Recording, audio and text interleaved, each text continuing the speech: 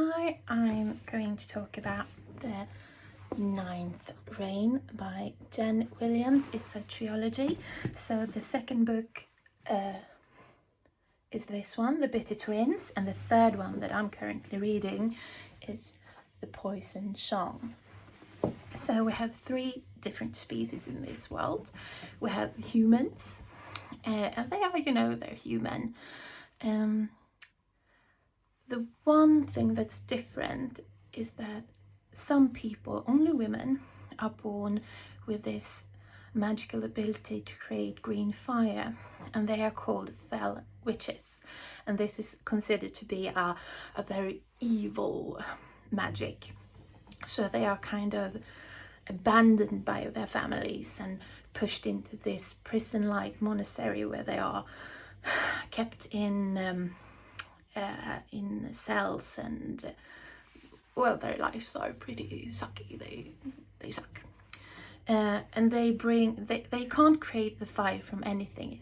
They need like life force, so they suck it out of anything living. It can be plants or people. Usually people just faint if they have their energy drawn, but if you draw too much they can die. So that's the one special thing about humans, the fell witches, and no one wants to be born like that because their lives are very hard, and everyone fears them because when they get their magic manifests, it usually manifests by burning everything and everyone around them, and no one likes that. And then we have the Aborans.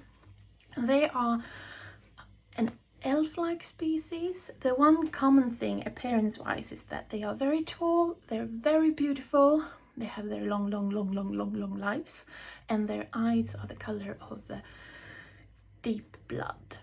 And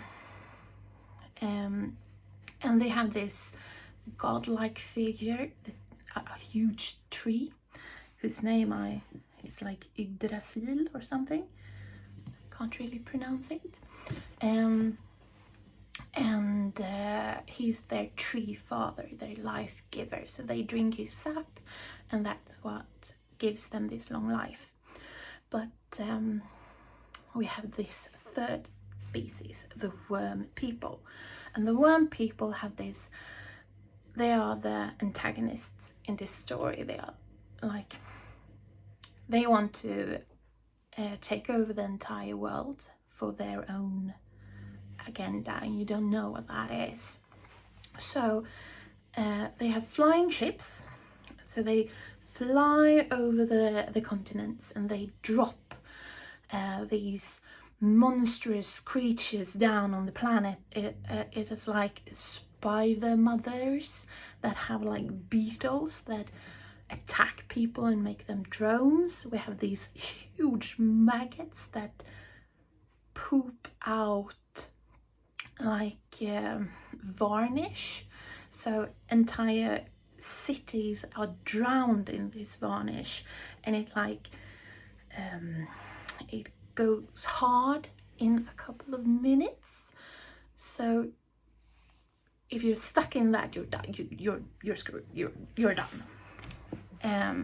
So the Aborans fight off the worm people, and the worm people have attacked 8 times, and they call every attack a reign. So it's the first reign, the second reign, and we are now at the 9th reign. You have this tree, this father tree, and he creates like eggs, and these eggs give birth to these war beasts, and they can have any shape at all. So they can be like cats or wolves or dragons. The one commonality is that they have wings, and usually they can like breathe fire or something like that. Some of them at least. So the Aborans use these war beasts to fight against the worm people. The thing is that the father tree has died. No more eggs. no more war beasts. But we have the boring people, right? No, we don't, because they drank the sap from the father tree to live, and he's dead, so they can't do that. Then they figure out, well, human blood, that might work. So they started to drink human blood, and that did give them strength, but also a horrible, horrible disease that kind of wiped up all of them.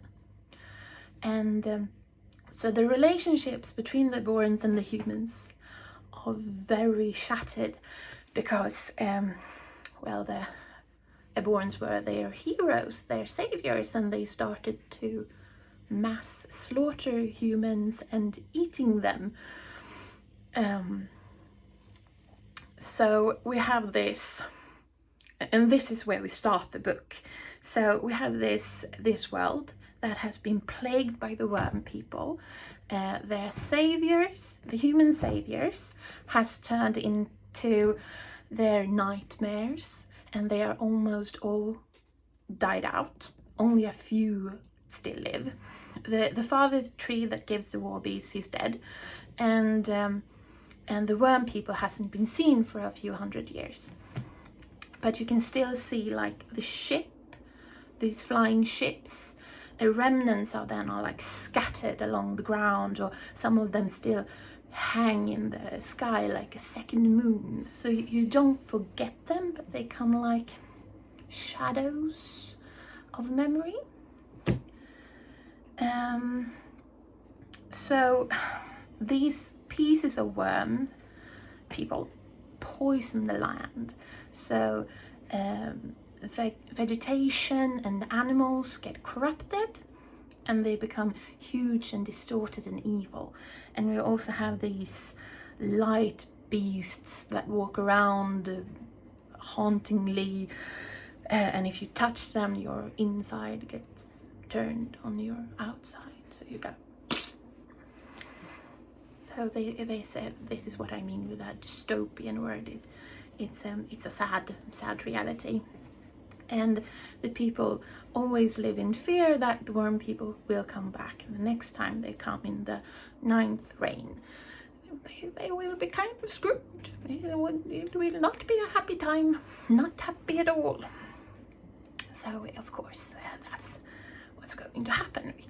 We can guess. So we have these 3 main characters in this book. It is Noon, Fell Noon. She is one of these fell witches that have green fire, and she has just escaped from this prison monastery, and she's like confused, and she's like so angry at everything because she has been imprisoned for just existing, and she doesn't really know what to do with herself, and she's scared that she will get captured again. So she's very paranoid, understandably, but she's still a very strong and driven person. And then we have Vintage. She is a human. She's older. Noon is like, I feel like she's in her 20s, early 20s. While Vintage is described as an older woman, wrinkles, graying hair. And she comes from a family that makes wine. She's a lady. She's very high up in society, but she's also an explorer. So she is driving force of the happenings in the first book, because she is so curious about everything Eboran, because that's like a lost fairy tale that no one ever sees anymore. The worm people, what happened? Why did they go away? Why are they ever coming back? So she wants to explore. Very smart. She's a scholar. She's very adventurous, brave, but she's not a fighter. She's more of a scholar that just goes into the world and searches for knowledge. And we have Tourmalin is his full name, but we usually all only hear him as Tor. No H. And he is an Aboran. He has left their city, where he's left his sister and his cousin and a few others that are still alive. And most people that live in his city are sick and dying. This is like imagine Corona, like the worst version of Corona, where you end up like coughing out your lungs and dying, but you also have like giant wounds all along your body that just oozes blood and stuff. So he's so tired of the death, he can't take it anymore, so he leaves. And he joins up with Vintage, and they go exploring together. So he's her bodyguard, and they meet up with kind of crashes into fell noon. So that's where the story begins. Well,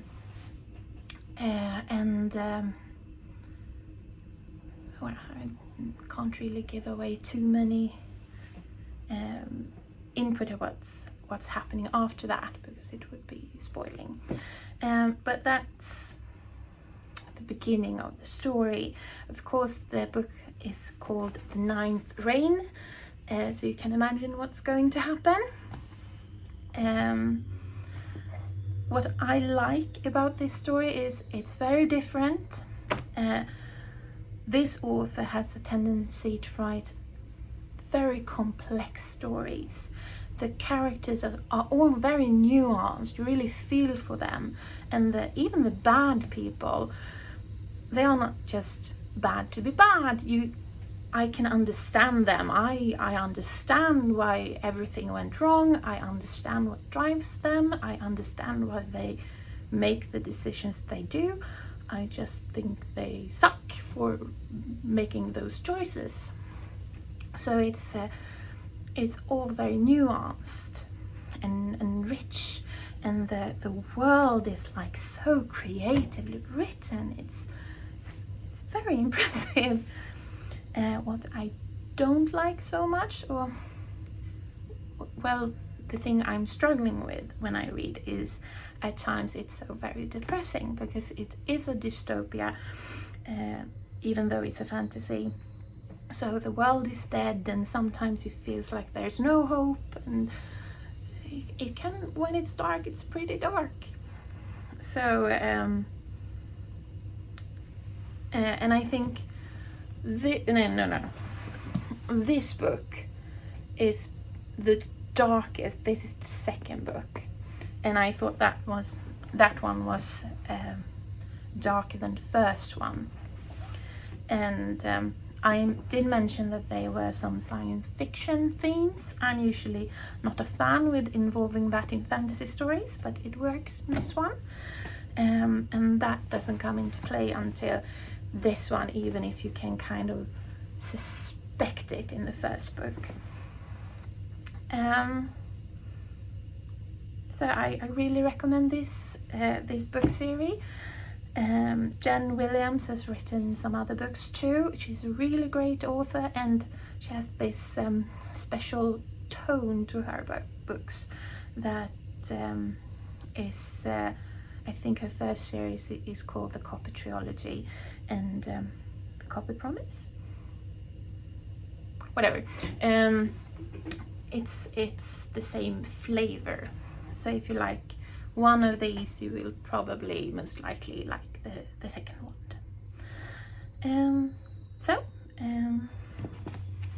The Ninth Reign, my recommendations. Please read.